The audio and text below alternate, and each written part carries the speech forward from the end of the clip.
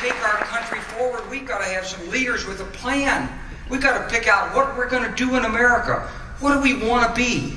We've got to reinforce it with government policies, with education, with leadership, with commitment to going forward. We've got to communicate those ideas and bring the American people along with us. We're the greatest country in the world.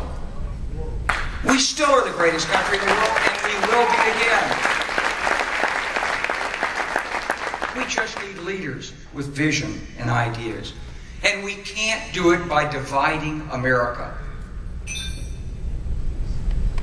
Go hug a Republican. Bring them our way. They were sincere.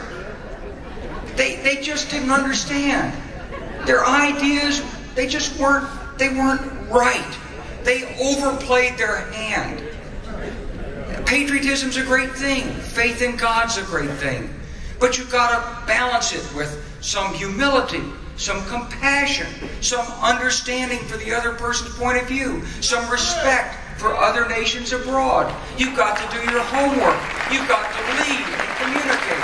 You've got to bring people together.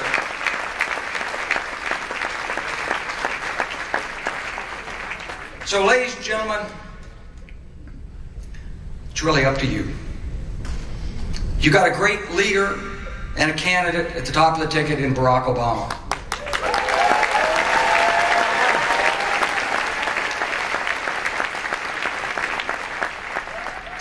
He's a man who I think has tremendous intellect, tremendous creativity, tremendous analytical skills.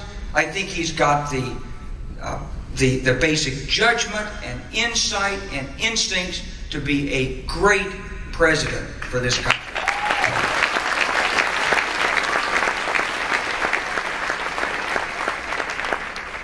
I think he can lead. And I'll tell you what, as a former soldier, I don't want a hip shooter as my commander-in-chief.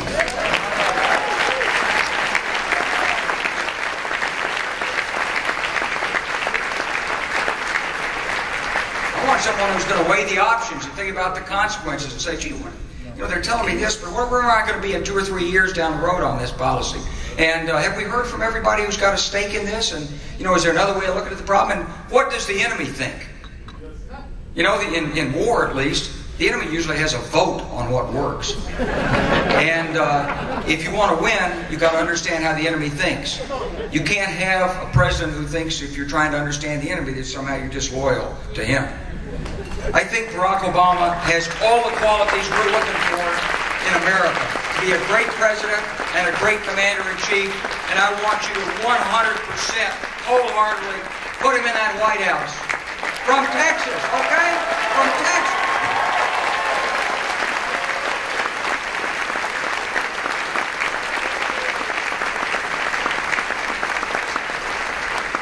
This is no time for business as usual. You got a great ticket here in Texas, starting with my friend Rick Noriega. He'll be a great United States Senator if you just give him the opportunity.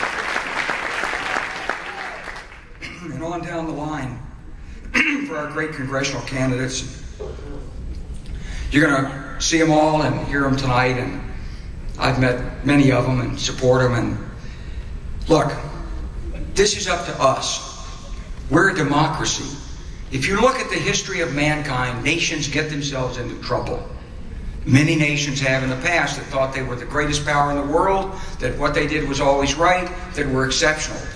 But no nation that ever got itself in trouble in the past has had the kind of democracy, education, and spirit of being able to look at, analyze, and correct its own mistakes like we in the United States have. Okay, we've learned from it. We've made some mistakes. Ladies and gentlemen, this is our time to fix it. You are the ones who are empowered to do it. You can do it. Not just your vote. Not just your money. You already proved you'd give money by coming here tonight. I'm talking about your personal witness, your testimony. You're bringing other people in and helping them see the light. I'm serious. Go hug a Republican and help them vote our way, and let's change this country starting in 2008 right here in Harris County. Ladies and gentlemen, we can do this. We can do it. Thank you.